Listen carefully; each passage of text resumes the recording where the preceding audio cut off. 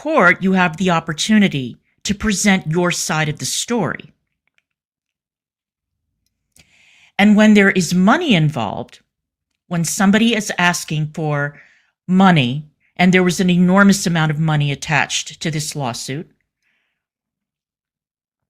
then by all means, when somebody is accusing you of having disrupted their business, when somebody is saying that you are the cause for their inability to make money on the internet, in this case, then you can absolutely walk into court with a ton of evidence and say, actually, there's another reason why we believe this individual is not succeeding on the internet as a live streamer, as a content creator, whatever. This is something people don't seem to understand. If you are claiming a loss of income, then there are all kinds of ways to prove that the income was lost for another reason. So,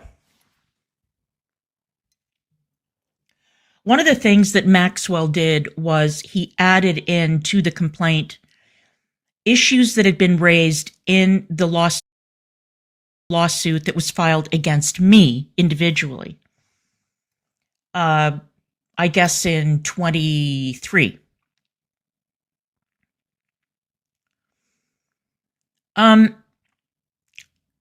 Those issues were settled when the lawsuit was closed.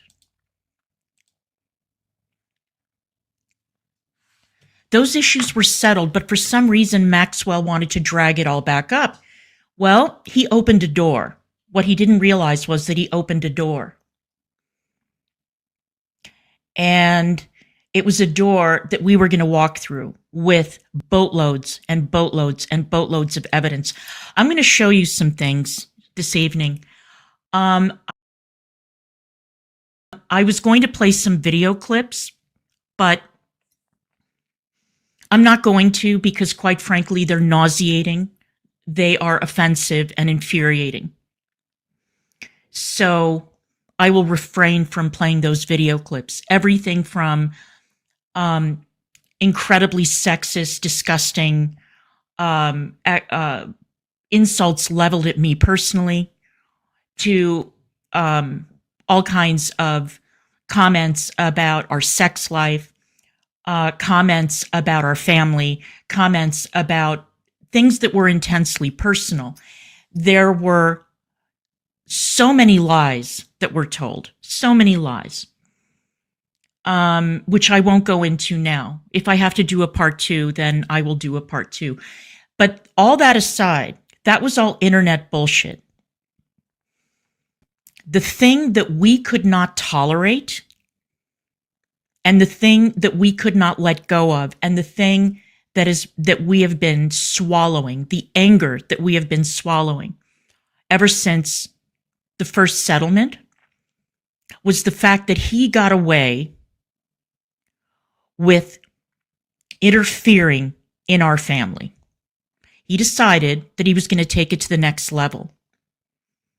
He doxed my first husband with the name and the picture.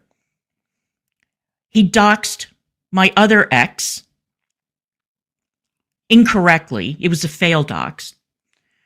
But he kept on threatening me and saying that he had information about him that he was going to spill.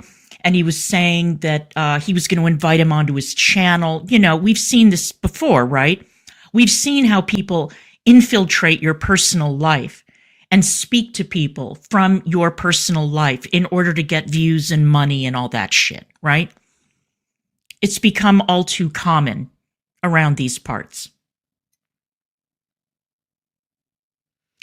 But what we could not tolerate, right, was the fact that Hussy developed a fixation on the kids. He did. I am not going to characterize what that fixation was. I'm just going to show you examples of what he did to invade our privacy, to throw us off balance, to ruin our mental health, the mental health of everybody in the family, including the kid in question. Now, he started off in June of 2022 when he sent the police to our door over nonsense involving Twitch. It was ridiculous. Now, he didn't come forward and admit that he sent the police to our door. As a matter of fact, as I recall, he indignantly denied it for months. Some of his friends were in his ear, encouraging him never to admit that he had done it. Why did they do that? Well, because it was so entertaining, wasn't it? Watching us go on stream and say sending the police to our door was absolutely out of pocket. It was wrong. So that they could then go on Twitter and go on their channels and go wherever they were going and say that we were paranoid, that we were crazy, that we were picking on him, that we were out of our minds. And this went on for months and months and months. Those were not pleasant months, trust me, because we were waiting for the other bomb to drop. We didn't know where it was going to come from. As luck would have it, Vicky Vibes was on that phone call that he made to the police. She and Hussy had a falling out that lasted a brief period of time. Vicky took to the internet and she described what happened when he called the police. He didn't just call once. He didn't just call twice.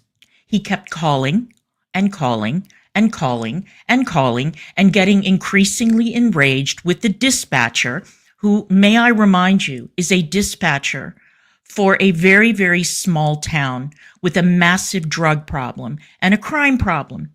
And he wouldn't leave it alone. He kept calling and calling and calling.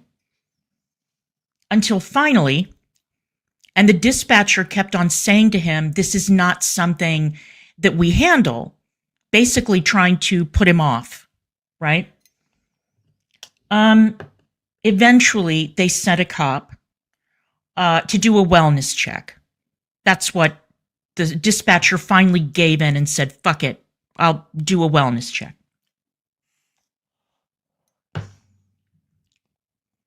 Later on, Hussy came out with some story about how he was very respectful when he called the police and how he told the cops that there was an autistic child in the house. Very, very considerate. Well, that's not what Vicky said. Vicky didn't mention that. That never came up in Vicky's stream. Was it an oversight? Well, yeah, during your live, Negz, during your live when, and keep in mind, Negz was streaming twice a day back then. He was streaming in the morning when the kid was in school, and he was streaming in the afternoon when the kid was at home. We always thought that it was quite a coincidence that the police came while Negz was streaming in the afternoon when the kid was home. I instructed our lawyer when I told her the story and I showed her the clip of what Vicky said about the nature of the police call. I told her that one of the plans that we should set in motion was finding Vicky and calling her as a hostile witness. We were going to subpoena Vicky Vibes to testify and see what story she told on the stand under oath. And if the story that she told on the stand matched the story that she told on stream.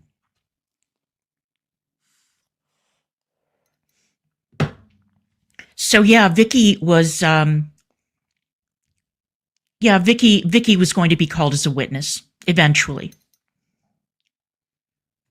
So there's a little bit of tea for you guys to sip on.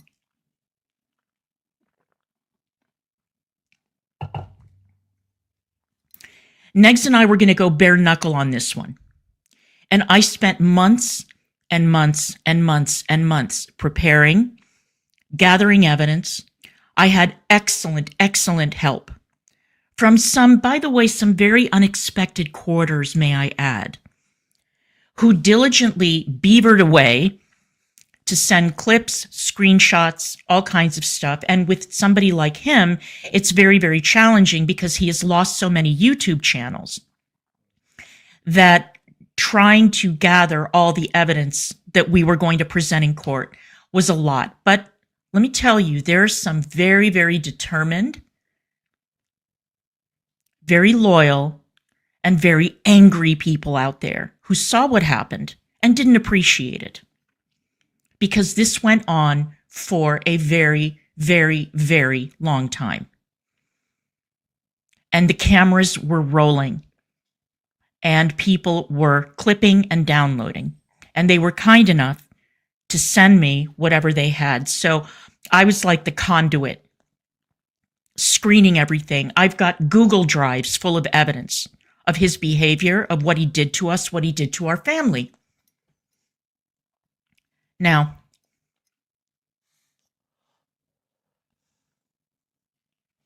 I know that these days, a lot of people in the community find it completely unacceptable to involve non-combatants and family members in internet beefs, right?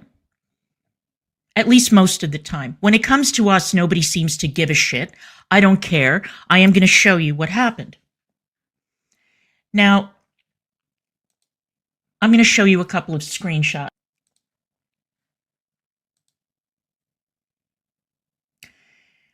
At the time of the screenshot that I'm about to show you, Hussy and Tragic were buddies. Okay? I have clipped the screenshot to clip out the picture of the person involved and to clip out other information that was included in this DM because I want to protect that person's privacy. Okay, the gray is Tragic and the blue is Hussy. They decided that they were going to go on the Facebook of one of Negz's kids, a 19-year-old who never once mentioned Hussy's name, never once took to Twitter to get into the melee, never once participated in any of this fuck shit. Tragic went on to the Facebook page. He shared the Facebook page with Hussy in this DM. I've cropped that part.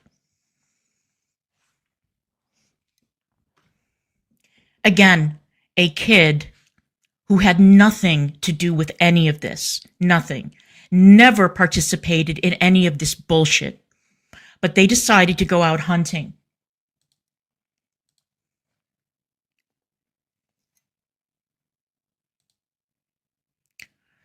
Do we know for sure he's gay? This is what Hussy wrote. Why do you care, Hussy? Why were you so interested to find out if that kid was gay? Well, I know why, actually.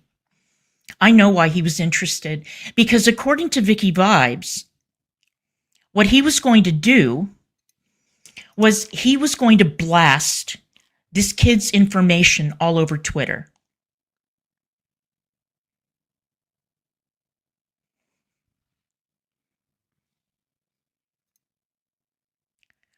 I'm not done.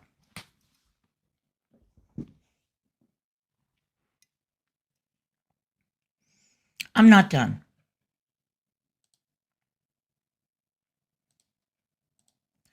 I want to ask Yo Mama something, because I'm going to answer all of his questions tonight. The questions that he was going to pose to me when he was insisting that I go on his channel, and he demanded that I answer questions about Hussy, by the way. Hussy tried to use the get out of jail free card by saying, well, the kid is an adult. He's a kid. He was a kid who had nothing to do with any of this. Why are you trawling around a Facebook page of a kid who has no participation in this, who has nothing to do with anything? Why? Why? Hussy, tragic. Why were you poking around and trying to dig up information on this kid?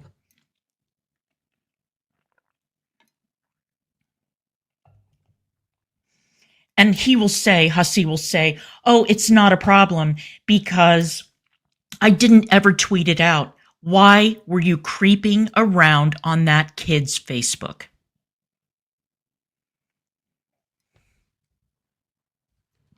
Let me ask you something, Yo Mama. And I want to ask the parents who are watching the stream, and I want to ask the parents who are in chat. If some middle-aged man, a complete stranger on the internet, a complete stranger, someone you've never met, someone you have no intention of ever meeting, somebody who doesn't know you from Adam, doesn't know your family, doesn't know anything about you. If a middle-aged man was prowling around on the Facebook pages of your teenage kids, what would you do? Tell me. What would you do? How would you react? Would you just brush it off? Would you just say, oh, well, it's all just internet bullshit? Or would you get really, really, really angry? What would your reaction be?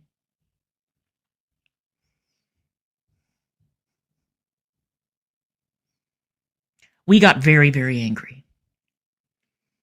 Very angry.